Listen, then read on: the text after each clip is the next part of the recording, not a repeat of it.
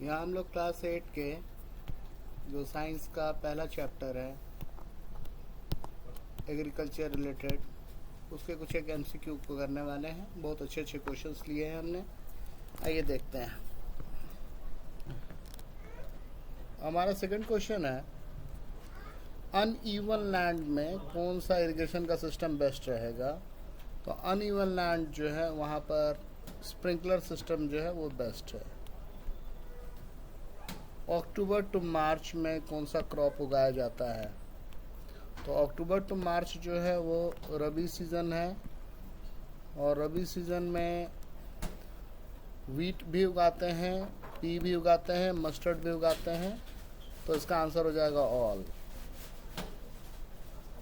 बोलता है कि ऑर्गेनिक मैन्योर जो है वो बेटर है फर्टिलाइज़र से। क्यों? क्योंकि सबसे पहले तो कम खर्च में तैयार हो जाता है,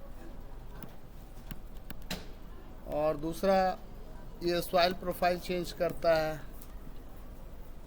आपको जो एग्रीकल्चरल वेस्ट है या एनिमल वेस्ट है उसको जलाने का काम नहीं है, आप उससे बना सकते हैं।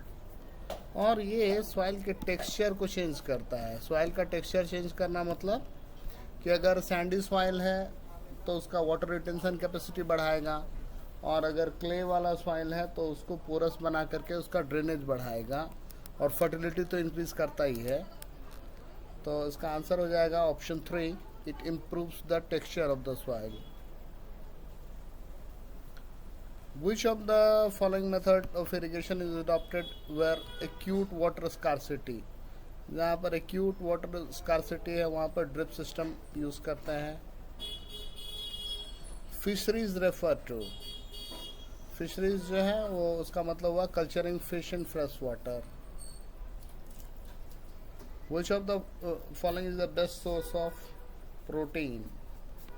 प्रोटीन का बेस्ट सोर्स क्या है। तो प्रोटीन का जो है तो उसमें मीट, फिश, एग, मिल्क ये है। और अगर आप वेजिटेबल से लेना चाह रहे हैं तो उसमें सोयाबीन जो है वो बेस्ट सोर्स है। बोलता है कि इंडिया में जो है क्रॉप को सीज़न के हिसाब से क्लासिफाई किया गया है, और ऐसा कौन सा क्रॉप है जो हर सीज़न में उगेगा। तो हर सीज़न में आप वेजिटेबल्स उगा सकते हैं। विच of the following deals with the practice of growing food crops. तो फूड क्रॉप्स के लिए है एग्रीकल्चर। ये एपीकल्चर जो है ये हनी बी के लिए है, हनी बी। ये लाख का कीड़ा है, लाख इंसेक्ट, लाख की चूड़ियाँ आपने सुनी होंगी। ये सेरिकल्चर जो है ये सिल्क वर्म के लिए है।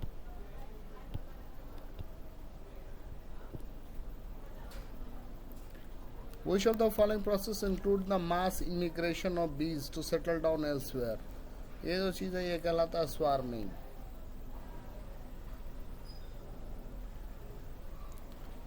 Which of the following process involve transferring and combination of desirable characteristic feature into plants and multiply them? ये जो चीज़ है ये कहलाता है जेनेटिक इंजीनियरिंग। और यहाँ पर ये लिखा हुआ वर्ड यूट्रोफिकेशन। यूट्रोफिकेशन क्या होता है कि जब खेतों से फर्टिलाइज़र या मैन्योर बह करके पानी वाले वाटर बॉडीज़ में जाता है तो वहाँ पर अलगी का ग्रोथ हो जाता है बहुत ज़्यादा, और ये अलगी का ग्रोथ हो जाने से उस पानी में जो बाकी ऑर्गेनिज्म हैं उनके लिए ऑक्सीजन की कमी हो जाती है। बायोलॉजिकल ऑक्सीजन डिमांड जो है वो कम हो जाता है, और ये जो चीज़ है इसको कहते हैं यूट्रोफिकेशन। और ब्रॉडकास्टिंग तो आपको पता ही है, सीड को छिड़कना। तो वैसे आपका क्वेश्चन 11 का आंसर क्या होगा, genetic engineering. Which of the following agricultural practice is a part of forest cleared for cultivation and then moving on to new part. ये जो इसको शिफ्टिंग कल्टिवेशन कहते हैं। जंगल में एक जगह पे खेती किया, जब वहाँ की उपज कम हो गई तो फिर दूसरी जगह चले गए, और ये अच्छा नहीं माना जाता है।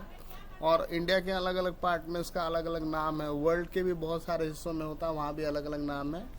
जो नॉर्थ ईस्टर्न रीजन है वहाँ पर किया जाता है, वहाँ पर उसका नाम है झूम cultivation.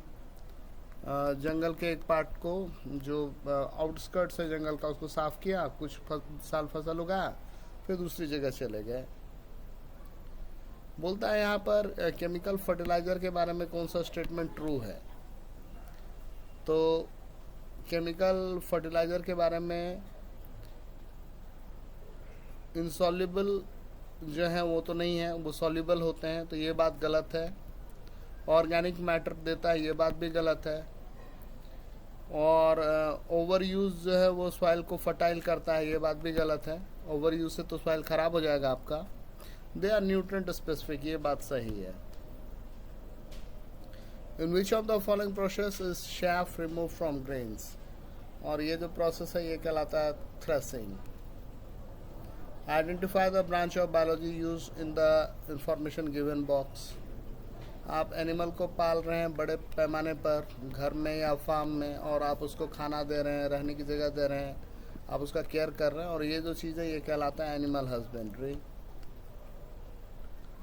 Which of the following crop is grown between October and March. October और मार्च जो है वो रबी का टाइम है, और उसमें वीट उगाते हैं। ये सारा जो है ये खरीफ क्रॉप है। पैडी, मेज और ये कॉटन, ये खरीफ क्रॉप है। Which of the following term is used for raising both plant, crop, livestock, same? ये जो चीज़ है ये कहलाता है मिक्स फार्मिंग, जहाँ आप जानवर को भी पालते हैं और पेड़ पौधे भी उगाते हैं। Which of the following agriculture implement is used to separate grain seeds from the chaff? इसके लिए ये मशीन है कंबाइन। कंबाइन जो है वो हार्वेस्ट भी करता है और सीड को भी अलग करता है। बड़ा सा मशीन होता है, हार्वेस्ट भी करता है और थ्रेशिंग भी करता है, दोनों काम करता है। Which of this includes production of earthworms, ये कहलाता है वर्मी कल्चर। हॉर्टिकल्चर में क्या होता है कि हम फ्लावर और वेजिटेबल वगैरह उगाते हैं, फ्लावर प्लस वेजिटेबल। सेरिकल्चर तो आपको पता ही है, सिल्कवर्म के लिए है। पाइसिकल्चर में फिशेस। बोलता है how are earthworms useful to farmers. Earthworm जो है वो सॉइल को एरी बनाते हैं, सॉफ्ट बनाते हैं और फर्टाइल बनाते हैं। ये क्वेश्चंस थे फ्रेंड्स, थैंक यू।